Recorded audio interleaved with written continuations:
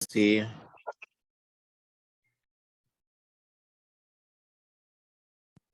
Vamos a dar inicio con esta clase que lleva por nombre Fundamentación Bíblica de la Teología Moral. Entonces, vamos a revisar a manera de síntesis el Antiguo Testamento y el Nuevo Testamento. Vuelvo a repetir, Fundamentación Bíblica de la Teología Moral.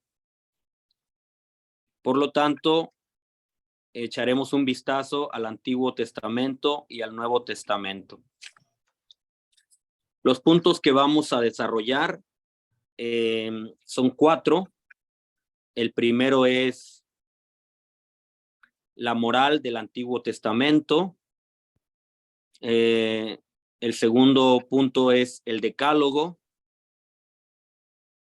El tercero es la moral en el Nuevo Testamento. Y el cuarto punto es el seguimiento de Jesucristo nuestro Señor. Vuelvo a repetir, primer punto, la moral del Antiguo Testamento. Segundo, el Decálogo. Tercero, la moral en el Antiguo Testamento. Y cuarto, el seguimiento de nuestro Señor Jesucristo. Esos son los puntos que vamos a desarrollar esta noche en la clase de Teología Moral. El Concilio Vaticano II, en un documento que se llama Optatam Totius,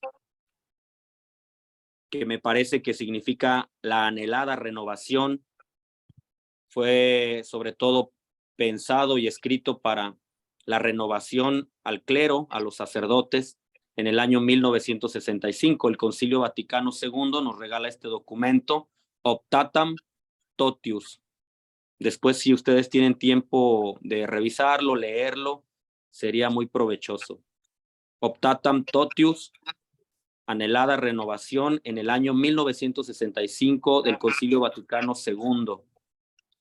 ¿Y por qué menciono este documento? Porque en este documento, entre otras cosas, nos exhorta a que la teología moral, si gustan anotarlo, la teología moral nos exhorta a que la teología moral sea nutrida con mayor intensidad por la doctrina de la Sagrada Escritura. Entonces, este documento nos pide precisamente que la teología moral se nutra con una mayor intensidad de la doctrina que emana directamente de la Sagrada Escritura. Entonces, ahí tenemos una exhortación, una petición del magisterio del Concilio Vaticano II, invitándonos a que la teología moral, con una intensidad mayor, esté nutrida con la doctrina de la Sagrada Escritura. Siendo esto así, por eso nuestra clase tratará de hacer una síntesis de la moral en el Antiguo Testamento y la moral en el Nuevo Testamento, como ya lo mencionábamos. Por eso podemos decir que la Sagrada Escritura fue porque durante muchos años, siglos, la Sagrada Escritura fue, pero sigue siendo un real aliento vivificador de la teología moral. Si tienen en qué anotarlo, la Sagrada Escritura fue para todos nuestros antepasados, fue y sigue siendo para nosotros en la actualidad un real alimento vivificador de la teología moral.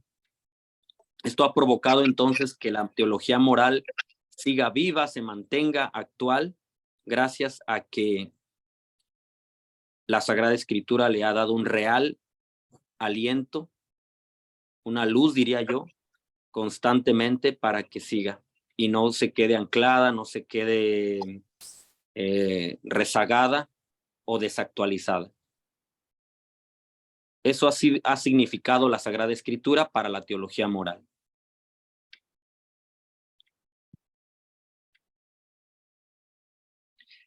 Sin embargo, hay que estar atentos a una cosa, mucho ojo, como dicen. hay que estar atentos a una cosa. Si bien es cierto que la Sagrada Escritura es el aliento vivificador de la teología moral, pero abramos los ojos, porque puede suceder una cosa, que al hacer uso de la Sagrada Escritura podemos estar justificando a priori una síntesis que ya tenemos. ¿Qué quiere decir esto? Que por eso dice que abramos bien los ojos para no caer en eso, de estar justificando a posteriori. Quiere decir un acto que yo ya realicé y después trato de justificarlo con algún texto bíblico. Vuelvo a repetir, el uso de la Sagrada Escritura no se puede justificar de manera a posteriori con una síntesis que ya tenemos. O sea, primero yo hice todo lo que tenía que hacer y después, para decir que estoy bien, busco el texto que se adecue a lo que yo hice. Ayer fui, ejemplo, ¿verdad? Ayer fui y empecé a regalar todas las cosas que yo poseo, pero al final le dije a la gente que me tenían que dar dinero porque esas cosas no se las podía dar así, y después les dije que me dieran algo cada mes porque las cosas que yo les di son muy valiosas y entonces les estoy cobrando un dinero cada mes. Alguien por ahí me dijo que eso no es correcto, que si lo voy a dar lo tengo que dar de corazón, pero al final yo trato de buscar un texto que se acomode a lo que yo hice y empiezo a buscar textos que se acomoden a mi forma de actuar para comprobarles que yo realmente estoy bien y que incluso la Sagrada Escritura me justifica. Entonces busco un texto donde diga que todo trabajador tiene derecho a su salario, y bueno, por eso dice que no sea para justificar a posteriori, quiere decir una acción que yo ya hice, ya realicé, que no sea para justificar una acción a posteriori que con anticipación ya realizamos, y después busco el texto para justificarme.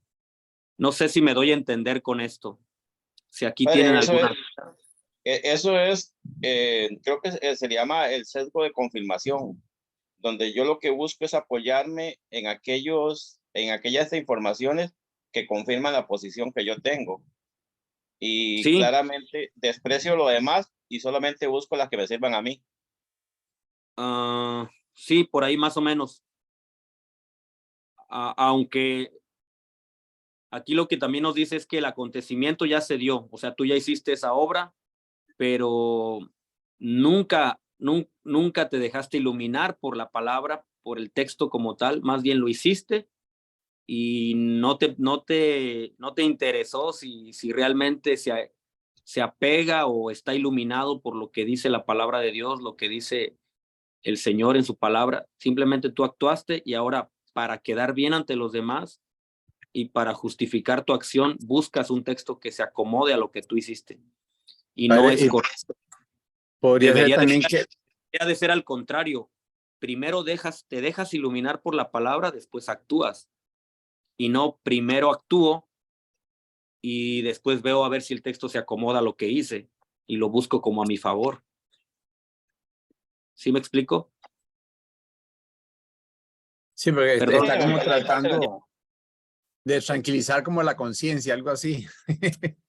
Sí, buscar textos que justifiquen nuestro actuar. No se trata de eso.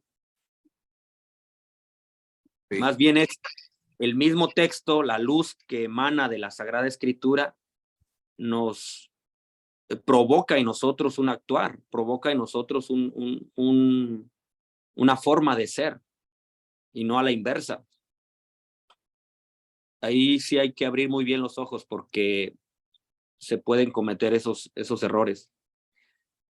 Tampoco entendamos la Sagrada Escritura como un depósito de soluciones morales, donde solo busco una frase. Hay que tener cuidado ahí, una frase para decirle esto a la persona que está equivocada, y con esta frase ya. Y solamente buscamos frases moralistas, donde tratamos de incluso atacar a alguna persona o refutar a alguien, contradecir a alguien con con textos en la línea moral, ¿verdad? Entonces no se trata de eso.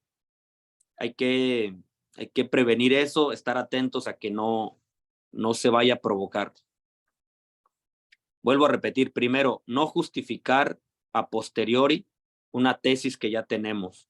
Segundo, tampoco entendamos la Sagrada Escritura como una posición, perdón, como un depósito de soluciones moralistas. ¿Sí? ¿Alguna duda hasta aquí?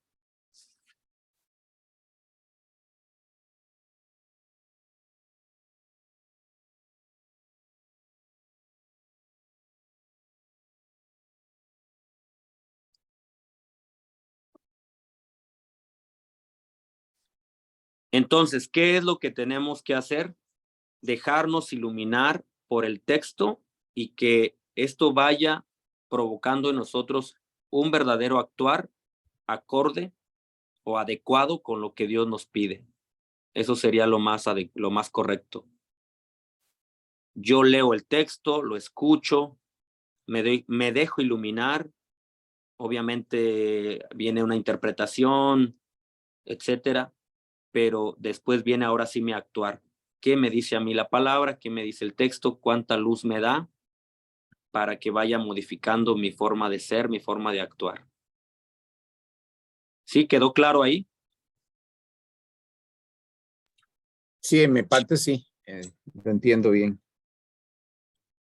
Para introducirnos en esto, vamos a hacer una pequeña síntesis del Antiguo Testamento y del Nuevo Testamento, como ya decíamos, y en un aspecto muy especial de cada uno de ellos. Esto que voy a mencionar es importante también, si pueden anotarlo. El lugar que tuvo el decálogo, cuando decimos decálogo, obviamente nos referimos a los mandamientos de la ley de Dios, dados según el libro del Éxodo, en el Sinaí. El lugar que tuvo el decálogo en el pueblo de Israel,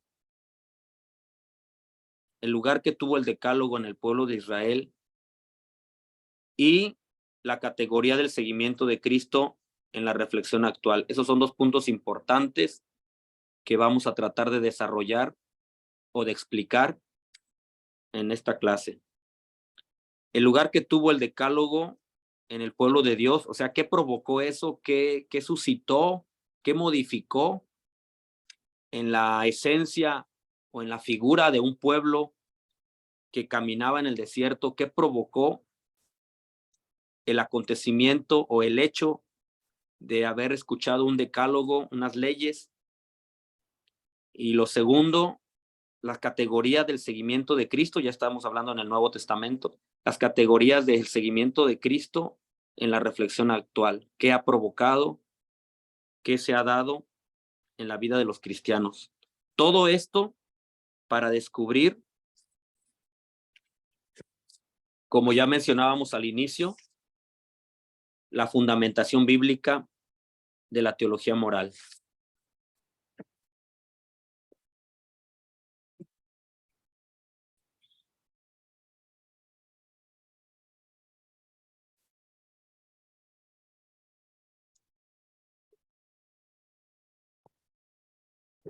Entonces, punto número 1, la teología moral en el Antiguo Testamento.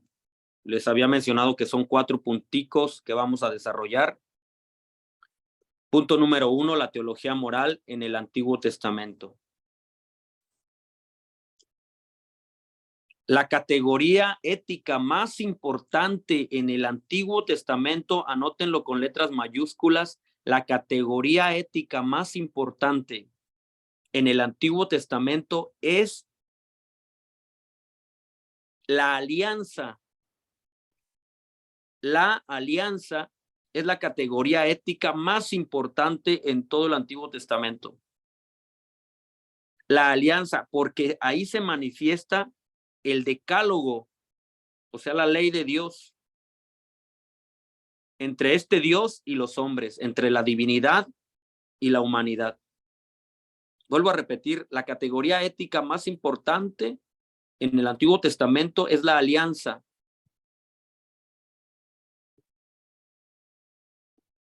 Ese pacto que hace el pueblo con Dios, del cual después se desprende o se concretiza en los mandamientos entre Dios y los hombres.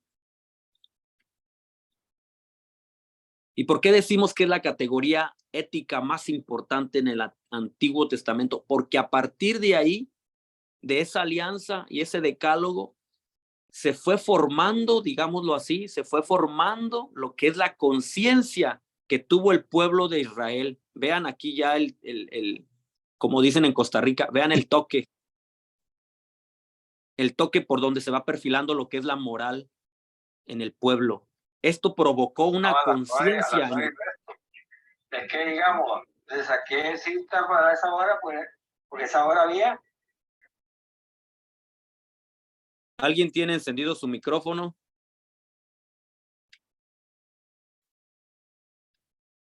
Entonces, se fue formando la conciencia del pueblo de Israel. ¿Y qué tipo de conciencia? Una conciencia de saberse a sí mismo como un pueblo elegido. O sea, si ya este pueblo decía, yo soy elegido, le pertenezco al Dios que nos liberó, al Dios que nos ha dado de comer, al Dios que nos ha prometido una tierra, si nosotros le pertenecemos a él, entonces de ahí se desprende una conciencia, cómo debemos comportarnos ante este Dios al cual le pertenecemos y se ha portado de manera excelente con nosotros, liberándonos, atendiendo nuestras necesidades más ordinarias y hasta prometiéndonos una tierra que será para nosotros. De ahí se desprende la conciencia de ellos. Le pertenecemos a este Dios, cómo debemos de actuar, cómo debemos de comportarnos. Y por eso esto tiene un fundamento decisivo que se llama el pacto en el Sinaí. Ellos lo hacen en un pacto. Y de hecho, hasta el día de hoy, ojalá pudiéramos preguntarle a un judío, hasta el día de hoy, el mundo de los judíos, pues, se mueven con esa conciencia, le pertenecemos a Dios, somos de Dios. Él nos eligió a nosotros, somos el pueblo elegido y por ende debemos comportarnos a la altura de ser pueblo escogido. Sí, estamos bien hasta el momento, vamos bien. ¿Alguna pregunta, Marcos?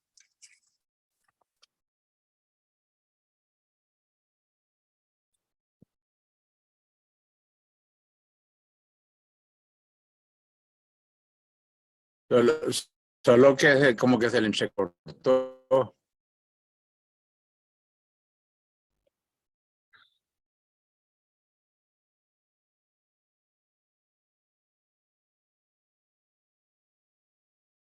¿Se escucha? Todo bien, padre, no hay problema, nada. Zacarías es su línea. Lo escuchamos bien. ¿Sí se escucha bien? Mejor imposible.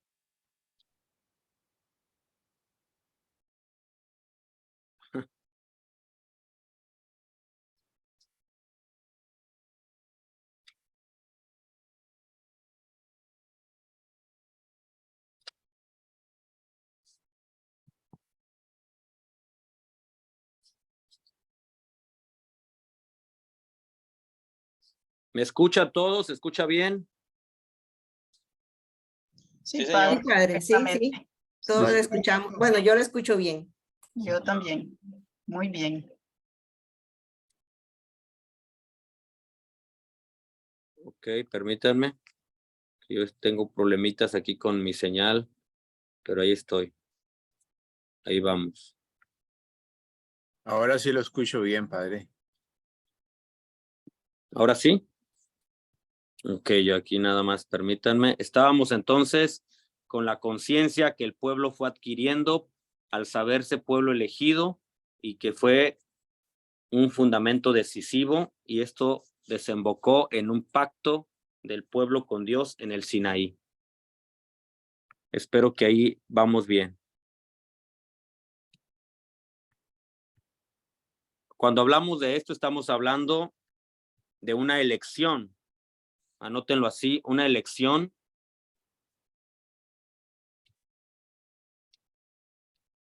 El gran acontecimiento del Sinaí está presidido por la experiencia de la elección del pueblo en la persona de Abraham.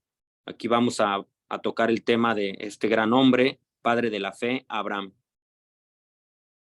El acontecimiento del Sinaí está presidido por la experiencia de elección de un pueblo en la persona de Abraham. Por eso podemos decir que cuando Dios eligió a Abraham, no está eligiendo solo a un hombre, sino está eligiendo a todo un pueblo, a toda una nación.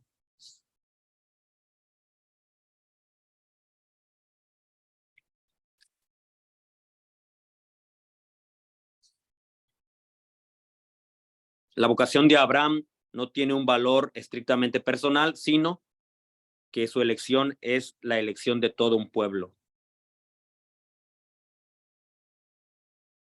Y esta elección se debe a la libre iniciativa de Dios, la libre iniciativa divina, que es un acto de predilección, de amor.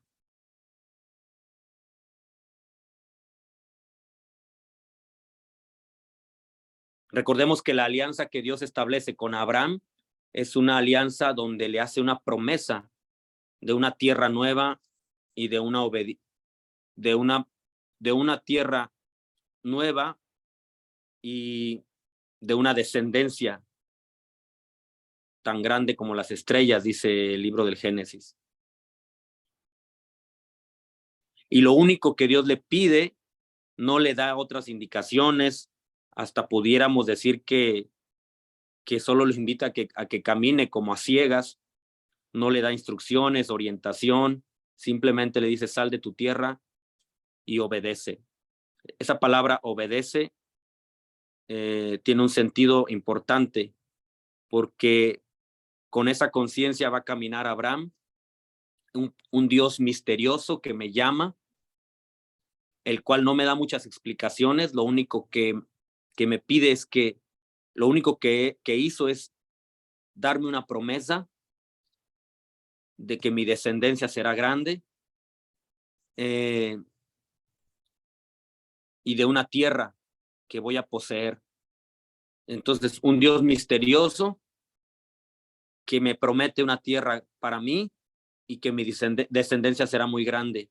No me da más instrucciones ni orientaciones, lo único que quiere es que yo le obedezca. Y vean, ahí se va formando un estilo, una forma de vivir, de ser y de entender a Dios. La esperanza de Abraham no tiene, la esperanza de Abraham, perdón, tiene una vez más sentirse en las manos de Dios. Es un secreto escondido en un misterio. Por eso la historia patriarcal conoce los fundamentos de toda la moral bíblica que están más allá de la ley. La historia patriarcal conoce ya los fundamentos de toda la moral bíblica que están más allá de un mero cumplimiento de la ley. Lo que el hombre fundamentalmente debe es creer en Dios, fiarse de él y obedecerlo. Padre, aquí tengo un artículo de Pedro Trevijano, ¿verdad? Ajá. Y me gusta mucho lo que dice porque está en concordancia con lo que usted nos dice. En ese pacto Ajá. de Dios con Israel dice que lo que Dios quiere es que Israel le reconozca como su Señor. Y la respuesta habrá de ser más que un mero culto, siendo el acto moral básico de Israel su aceptación o rechazo de Yahvé y la ley fundamental, la de escuchar, amar, temer y servir a Yahvé, dice. Exacto. Está exactamente conforme usted lo dice. Sí, y sobre todo visualizar que con esto el pueblo, discúlpenme que lo repita otra vez, el pueblo fue adquiriendo una conciencia de cómo debería de comportarse, fue adquiriendo incluso también una forma, una identidad como pueblo. Y bueno, todo esto relacionado con el tema de la fundamentación bíblica, la moral, la teología moral con su fundamentación bíblica. Ahora entendemos por qué nuestros hermanos judíos pues tienen también su propia moral, su propio estilo de seguimiento al Señor. Obviamente está muy marcado.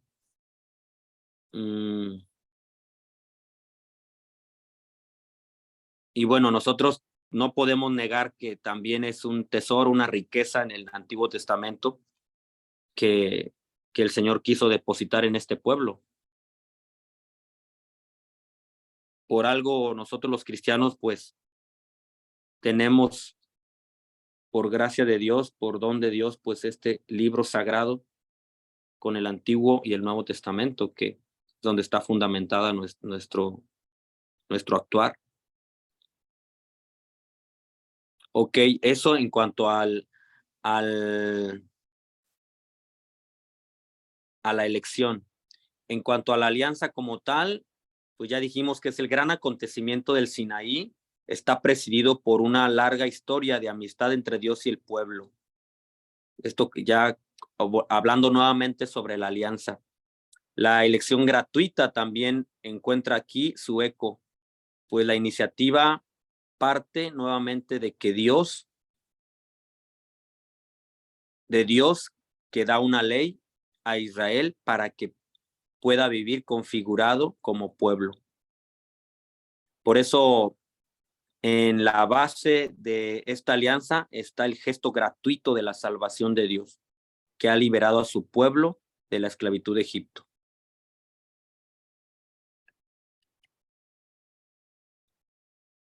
De este modo, entonces, la vida moral de Israel, del pueblo, se inserta en este contexto de alianza a la llamada de Dios, que se presenta como el Dios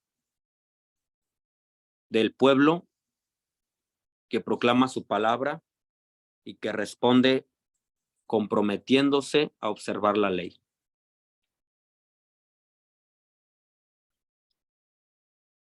El decálogo o los 10 mandamientos regulan el comportamiento de este pueblo. Vean, aquí espero que nos quede claro la elección, la promesa, la alianza y finalmente un decálogo para que regule el comportamiento de este pueblo y pueda serle fiel a Dios. Otra vez, la elección, la promesa, la alianza y el decálogo, o sea, la ley, para regular el comportamiento del pueblo de Israel y le sea fiel a Dios.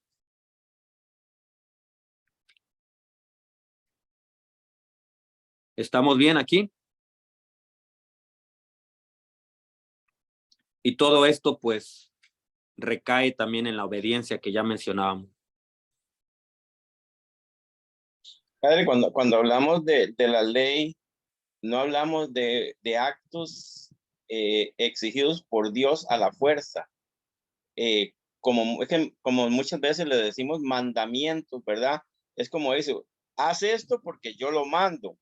Creo que, porque aquí mismo en el artículo dice, Dios quiere que Israel sea un siervo sumiso, pero no un esclavo. O sea, Dios siempre va a, y pues, leyendo el artículo dice que Dios en el acto moral, el hombre también tiene que decir, o sea, tiene una respuesta, tiene una palabra, no es que es solamente lo que Dios le imponga, sino que el hombre es libre de responder y por eso tiene algo que decir. Y que los mandamientos que nosotros le llamamos, pues son cosas que Dios nos da, pero no por imponernos, sino porque sabe que es en beneficio nuestro, no, Claro. no restrictivos, sino para que podamos vivir en una mejor armonía Sí, con él y aquí, con los hermanos. sí, aquí voy a mencionar, por lo que comentas, que hay una frase que dice que la ley sigue al don. ¿Qué quiere decir eso? La ley sigue al don de Dios. Quiere decir que el Señor, Dios, fue su libertador, provocó la liberación de ellos cuando estaban esclavos en Egipto y después hizo un pacto con ellos en el Sinaí. Ese es el gran don de Dios. O sea, la gratitud de Dios lo vieron como un regalo de Dios. El haberlos liberado de Egipto y haber hecho un pacto con ellos, una alianza, es el gran don de Dios en el Antiguo Testamento. Porque vieron que las promesas se iban cumpliendo. Y entonces este Dios que se revela como el libertador, como el amigo del pueblo, les va pidiendo también, esto lleva como consecuencia una obediencia a sus mandamientos. Y bueno, ya lo de la ley casi diríamos se fue dando solita, ¿verdad? Sin no entenderla como una imposición o me están obligando. Se fue, yo hasta diría, en palabras muy mías, diría, se fue dando poco a poco. Fue como una consecuencia. Primero está el don de Dios y después él ya les da el decálogo, les pide eso para que se viva lo que ellos ya observaron, lo que ellos ya vivieron con anticipación, ver que los liberaba, ver que se portaba bondadoso con ellos, que era su amigo, que hasta les dijo, serán mi pueblo, yo seré para ustedes, ustedes serán para mí. Por lo tanto, los mandamientos valen en cuanto que son expresión de una llamada divina que exige respuesta, como ya lo mencionabas. Vuelvo a repetir, los mandamientos valen en cuanto que son una expresión de una llamada divina que exige respuesta. ¿Sí me explico con esto?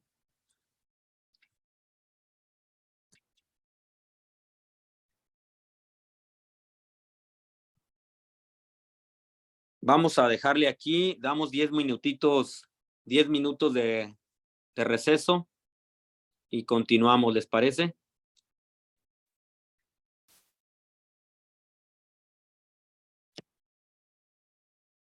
¿Estamos listos para iniciar?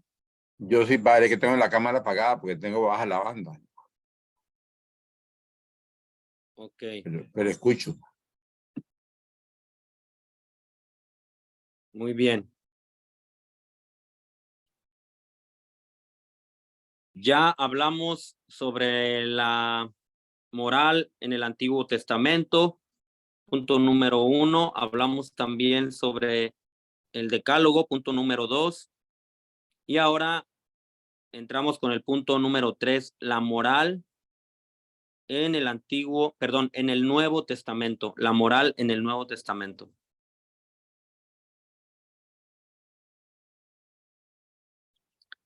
Las enseñanzas morales de Jesús están todas comprendidas en su anuncio, en la Buena Nueva. Ya estamos entonces en el Nuevo Testamento, ¿verdad? Todas las enseñanzas de Jesús están comprendidas en el anuncio, en la buena noticia, en la Buena Nueva. Pero esta buena noticia no es propiamente el anuncio de una nueva ley, como lo hemos escuchado. Él mismo dijo, no vengo a cambiar nada, no es propiamente una nueva ley que él va a enseñar. Es más bien, si gustan anotarlo, la irrupción, o sea, él se mete a la historia, se mete a la vida, al corazón de los hombres, la irrupción de la soberanía divina en su persona, en el mismo Jesucristo. Vuelvo a repetir, el anuncio de la buena nueva no se refiere a una nueva ley, como anulando todo lo que se dijo en el Antiguo Testamento. Se refiere más bien a la irrupción de la soberanía divina en la persona de Jesús. O sea, ha llegado Dios, ha llegado a su plenitud, ha llegado la revelación, se irrumpe en nuestra historia nuestra realidad, y esto lo hace en la persona de Jesús. La gracia, el amor de Dios revelados en la persona de Jesús. Es el reino de Dios que se hace presente en Jesucristo.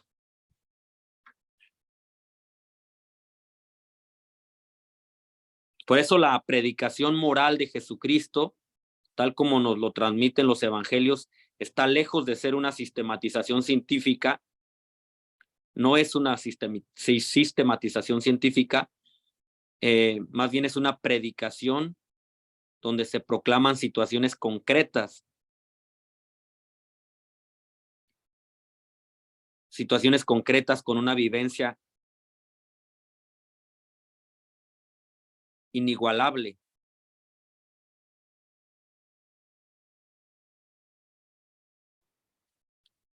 No es una sistematización científica, El centro de convergencia es la persona de Jesús, su amor, su gracia para ir en su seguimiento. O sea, todo eso fue provocando ya un estilo, una forma de ser en la gente que lo iba conociendo, lo veían, lo escuchaban.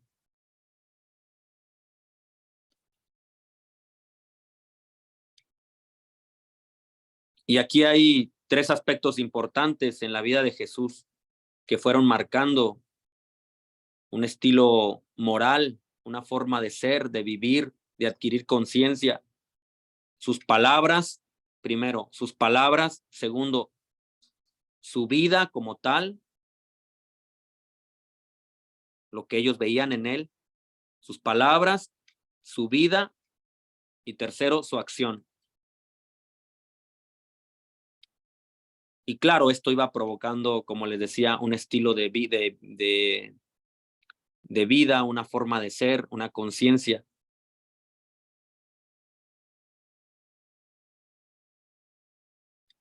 Un señor o un autor llamado Marciano Vidal dice que, a manera de síntesis, la ética del seguimiento lo define, lo sintetiza de esta manera: la ética en el seguimiento de Jesús. Ya estaríamos metiéndonos un poquito con el 4º punto, ¿verdad? Dice que la práctica de Jesús, dice Marciano Vidal, no es exclusiva ni esencialmente una práctica moral, así como tal. Su completa significación se sitúa en el terreno religioso. Sin embargo, el carácter del acontecimiento de Jesús extiende su significado, sí se extiende su significado al mundo de la moral. Por lo mismo, la moral de la práctica de Jesús, relatada en los evangelios, tiene una estructura narrativa. Sus rasgos principales. Los rasgos principales, dice Marciano Vidal, es directamente la pretensión mesiánica, el presentarse como el Mesías. El rasgo decisivo de la actuación de Jesús es su pretensión mesiánica. Él enseñaba como quien tiene autoridad, dice el Evangelio de San Marcos. Una moral que brota del relato evangélico está vinculada a la acción mesiánica de Jesús. Él es el Señor del perdón, el Señor del sábado. Por eso la moral adquiere rasgos de novedad y de una originalidad y de una libertad. Esa moral va adquiriendo rasgos originales. Por eso había gente que decía, nunca habíamos visto algo parecido, o estamos viendo algo nuevo. El Señor del sábado, el Señor del perdón. Entonces esta moral adquiere rasgos muy peculiares, es una novedad, una originalidad, una libertad. Hasta aquí vamos bien. ¿Alguna duda, pregunta?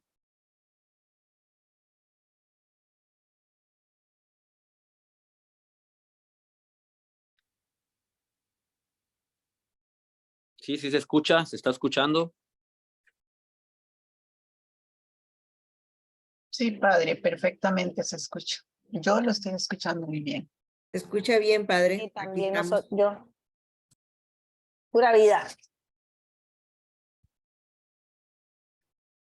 Ok, entonces también en el Nuevo Testamento encontramos una ética concentrada en el valor del hombre.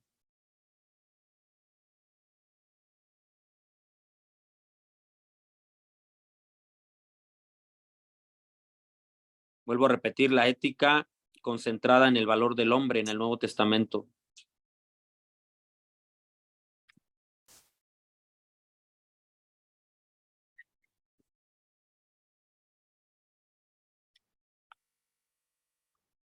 También una ética vinculada al cambio radical.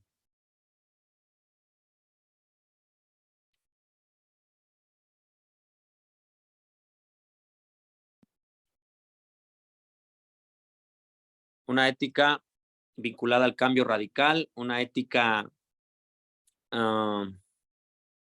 concentrada en el valor del hombre, una ética nacida del conflicto, pero generadora de una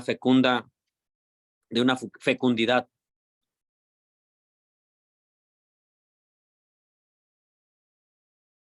La actuación de Jesucristo tiene una estructura dramática y hasta trágica.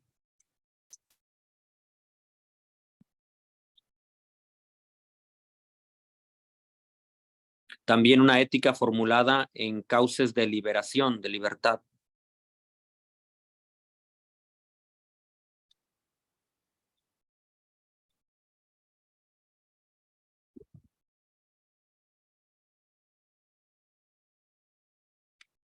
Y terminamos con este punto de la moral en el Nuevo Testamento diciendo que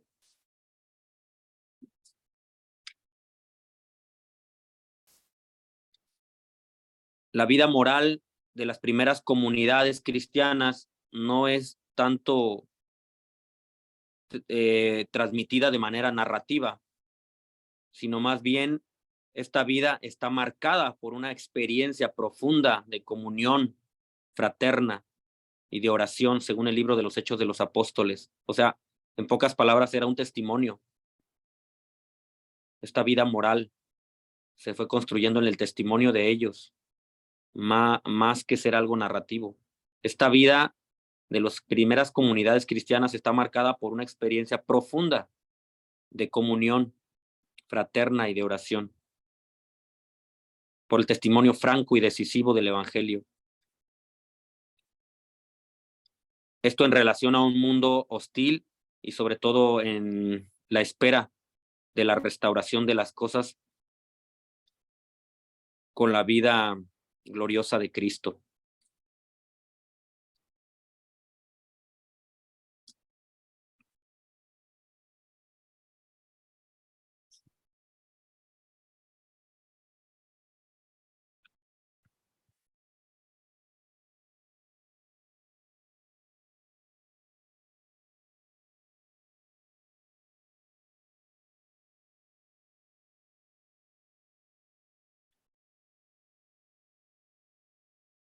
En este periodo, la vida moral del cristiano es un derivado del bautismo y por lo tanto de la vida según el Espíritu.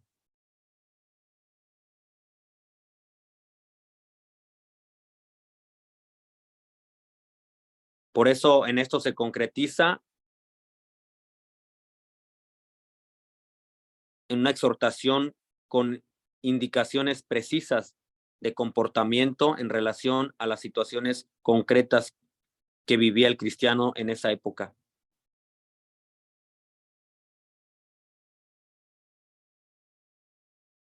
Por eso es que las exhortaciones en las cartas de San Pablo, pidiéndoles que se alejaran, que cortaran con los vicios y que cultivaran las virtudes, los deberes, por ejemplo, con la familia, el deber con la sociedad, el deber que tenían con las comunidades, en la sociedad en la que se encontraban, etcétera, etcétera. En el Antiguo Testamento, entonces, la moral de la Nueva Alianza.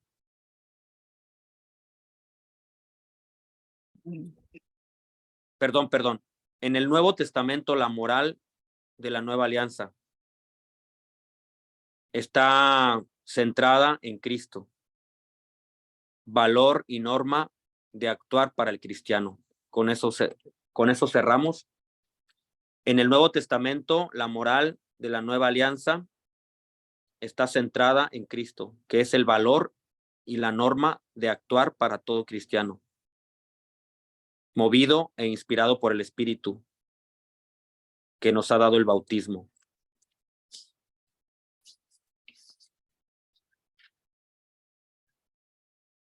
Padre, entonces entendería yo que lo moralmente aceptable en el Nuevo Testamento es la imitación de Cristo. O sea, ser otro Cristo, proceder según su pensamiento, su acción, no solamente lo que dijo, sino lo que hizo. O sea, ser otro como Cristo. ¿O le estoy entendiendo mal? No, sí está bien. Vamos a entrar al cuarto punto, donde es el seguimiento de Jesucristo. Y ahí, por lo que mencionas, en el seguimiento de Jesucristo, en el cuarto y último punto, estaríamos hablando de lo que es un discípulo. Tanto se apegaron o quisieron asimilarse a él, que se convirtieron en discípulos. O nos convertimos todos. Estamos llamados a convertirnos en sus discípulos. Por el seguimiento de él, empezar a seguirlo a él, provocó discípulos. El discipulado. Y el discipulado conlleva una espiritualidad, es lo que ahorita vamos a ver. Y todo esto por la ética nacida o la moral nacida de una presentación mesiánica. Entonces imaginemos que un muchacho conoció a Jesucristo en esa época, se llamaba Juan o Mateo, Pedro, lo conocieron. Y obviamente al conocerlo, escuchar sus palabras, ver su forma de vivir, ver sus acciones, claro, se convirtieron en discípulos de él y adquirieron una espiritualidad, o sea, una forma de vivir. Y eso es moral. Ese es el último punto que estaríamos viendo ahorita en esta noche.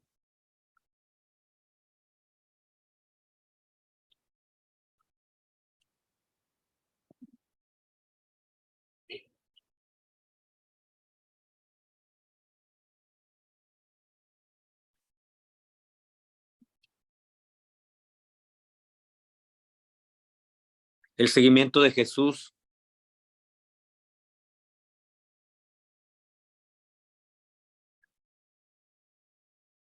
no se puede vivir, entonces, una moral sin una espiritualidad, o sea, una moral cristiana sin una espiritualidad. Y espiritualidad quiere decir asimilar la forma de vivir de Cristo para que yo también viva como Él. Otra vez, repito, la espiritualidad quiere decir asimilar la forma de vivir de Cristo para que yo también me parezca a Él o trate de vivir como Él.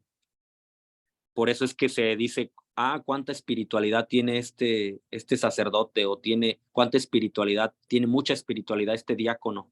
Claro, se está asimilando mucho a Jesucristo. Y por eso no se puede separar una moral cristiana de una espiritualidad. Porque no se puede vivir entonces una moral cristiana sin una seria espiritualidad que la sostenga. En el Evangelio encontramos la espiritualidad del seguimiento de Jesús, es decir, el discipulado. Él mismo lo decía en el Evangelio: en mi nombre harán cosas parecidas a las mías y aún mayores, dice. O sea, Claro. si nosotros él nos daba esa gracia de poder hacer muchas cosas en su nombre y hacer un milagro y cosas así. Bueno, lo que él decía ahí. Él, como todo como diríamos, como el estilo también propio de los rabinos, pues había gente que lo seguía. En oposición a cuanto sucedía en las escuelas rabínicas, Jesús mismo elige y llama con autoridad a sus discípulos en el Evangelio de San Marcos y San Mateo. Y los educa en no conducirse según la tradición. Acuérdense cuando él les decía, hagan lo que ellos dicen, pero no los imiten. Entonces ahí les está dando ya indicaciones. Hagan lo que ellos dicen, pero no los imiten. Entonces los educaba en no conducirse según la tradición, sino en disponerse para la eminente venida del reino. Dispónganse porque el reino de mi Padre ya está cerca, el reino ha llegado. El inicio está en la llamada, en la elección. La iniciativa de Jesús, la respuesta libre del discipulado. Por eso el discípulo de Jesús es una llamada escatológica, es decir, una llamada a ponerse al servicio del reino de Dios. El discípulo es iniciado no en el servicio material a favor del maestro, como son mis discípulos, sírvanme a mí. Por eso él dijo más bien que el que está en medio de ellos, que los sirva, sino en ejercer la misma misión del maestro. No vine a ser servido, sino a servir. Y todo esto en vistas al reino.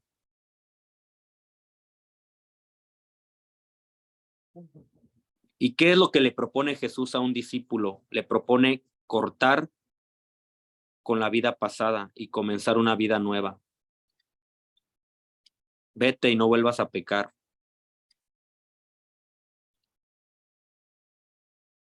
Esto en concreto se traduce en caminar detrás de él. Hay que seguirlo, no por ser maestro y modelo, sino por ser el Señor de señores. Jesús no propone un programa de vida, no indica un idealismo ético. Ser discípulo significa tener con Jesús un lazo personal, un encuentro que le da forma a toda la propia vida, incluso a mi vida íntima. Por eso el discípulo no es un simple aprendiz.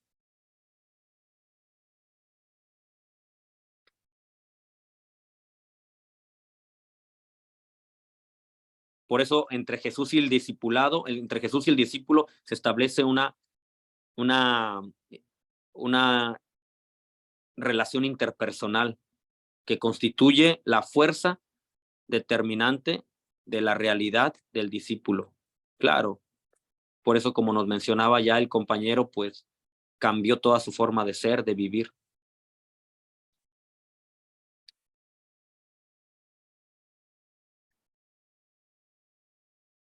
Los discípulos después de la partida de Jesús no se limitan a transmitir su enseñanza, solo simplemente son los testigos de la revelación que han recibido en su persona. No se dedican como a ser profesores, enseñar, solamente dan testimonio de la revelación que han recibido en su persona. Jesucristo se les reveló resucitado. Eso es lo que vemos en este tiempo en los Hechos de los Apóstoles. Claro. Que reciben toda esa gracia, todo ese espíritu y se van anunciando el reino y también compartiendo y actuando como verdaderas familias, como verdaderos hermanos, porque dije que nadie sentía que lo que tenía era de él, sino que era en común todo. El que más necesitaba se le ayudaba. Y nadie decía esto es mío, sino que estaba en común para ayudarse. Había toda una comunión grandísima, veras. No habían barreras. Exacto.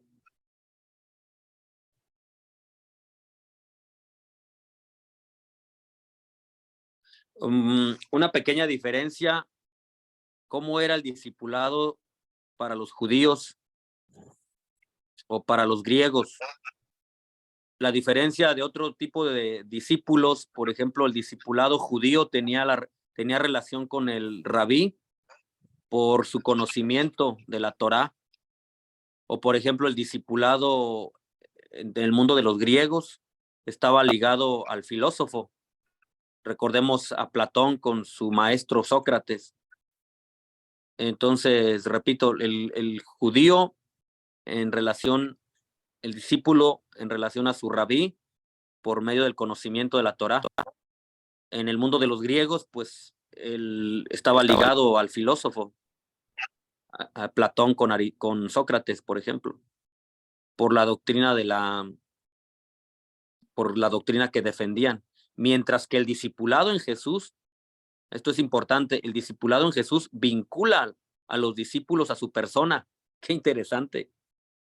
O sea, ya no es una relación de conocimiento, o de yo te doy órdenes, o escucha lo que te voy a decir para que aprendas, o defendamos juntos este ideal, defendamos juntos esta postura, esta doctrina, esta filosofía. No, en el caso de Jesús hay un vínculo entre su discípulo y su persona. Yo les aseguro que lo que les hacen a ustedes me lo harán a mí, o a cosas así. Sí, él se Por eso identifica crean con ellos. relaciones, por eso es que se crean relaciones determinantes. Se obedece a Jesús no tanto por su doctrina sobre la Torá, sino porque se le reconoce como el Mesías, como el Salvador.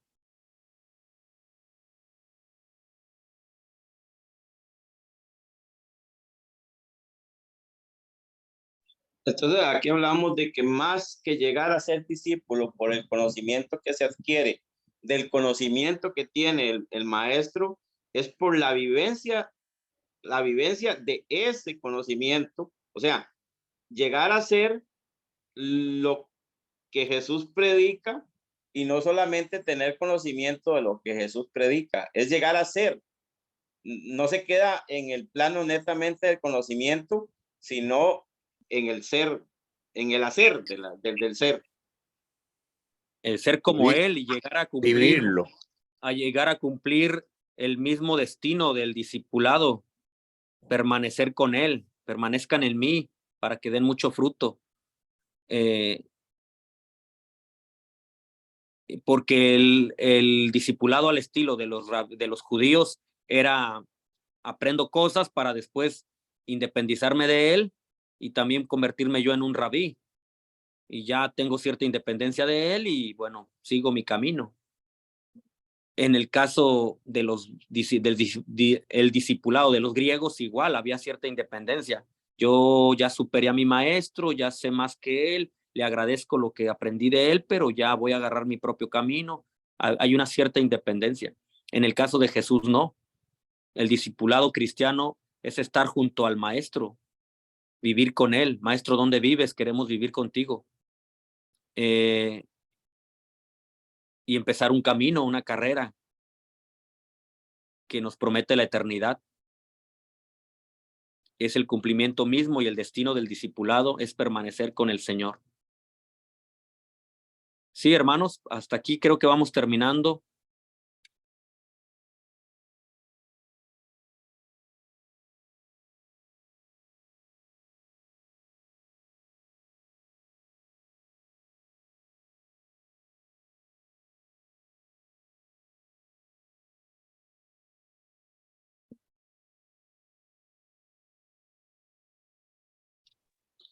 Padre, ¿usted tiene algún libro o algo para ir profundizando? Algo le entendí en la primera clase, que usted tenía alguna literatura a partir del seminario. Sí, Si tengo tiene, algunos libros en PDF que les puedo proporcionar. claro, a mí me encantaría para ir, pues entre más lee uno, más repite, más le queda, ¿verdad? Sí, por ahí les voy a recomendar que lean algo y les paso por PDF. Termino Ok, con excelente. esto. El seguimiento,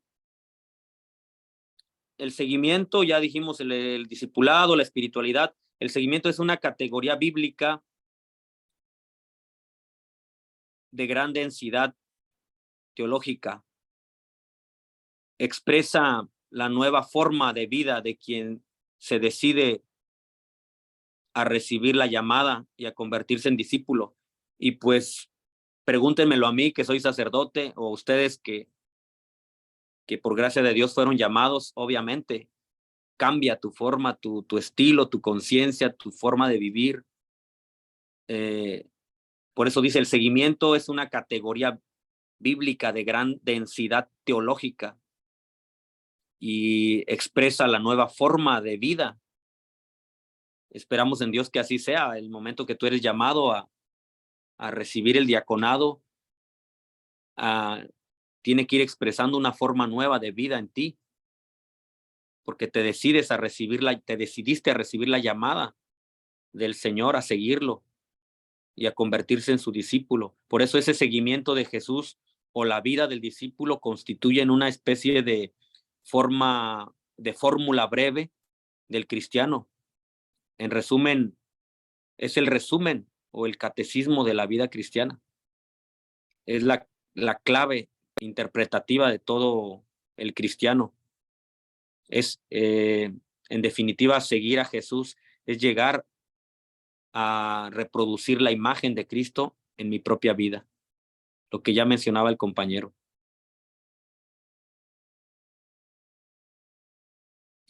Entonces, ahí está fundamentada la moral en el Nuevo Testamento, como ya escuchamos. Hermanos, me dio mucho gusto estar con ustedes. Hasta aquí terminamos la clase. No sé si tengan alguna preguntita, algo que mencionar, agregar.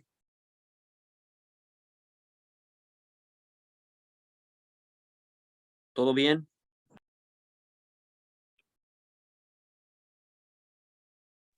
Todo bien, a repasar la clase un par de veces para ir aclarando y fijando los conceptos y más que fijar los conceptos, es ir imitando a aquel que nos ha llamado.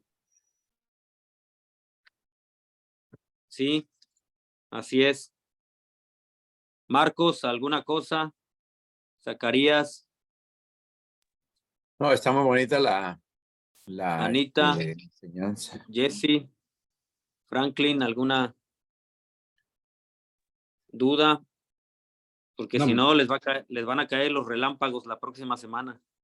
más que duda, padre, ya y es, ¿cómo le explico? ¿Cómo le digo? Es recalcar, ¿verdad? Que seguimiento implica cambio también en la vida y escuchando todo lo que usted hablaba ahora también, escuchando también la parte del extracto de la entrevista que le hicieron al Papa Francisco con un grupo de jóvenes que exponían sus ideologías, pues sigue siendo la lucha, ¿no? Que hay entre la ética y la moral cristiana, ¿no? El correcto seguimiento y también de la libertad de pensamiento de cada uno, de pensar que una realidad que se tiene por cierta no es pecado para algunos y para otros sí. Y sigue siendo eso, ¿no? La correcta interpretación del seguimiento de Cristo, que no vino a abolir la ley, sino a darle complemento, ¿verdad? Pero ese A complemento, darle plenitud. esa plenitud no debe de acomodarse a lo que yo creo, ¿no? A lo que yo pienso. Al subjetivismo, Es falsa epistemología. Claro. Muy bien, si no hay ninguna otra cosa, terminamos con una oración, encomendándonos a nuestra Madre, la Virgen María, que interceda por nosotros.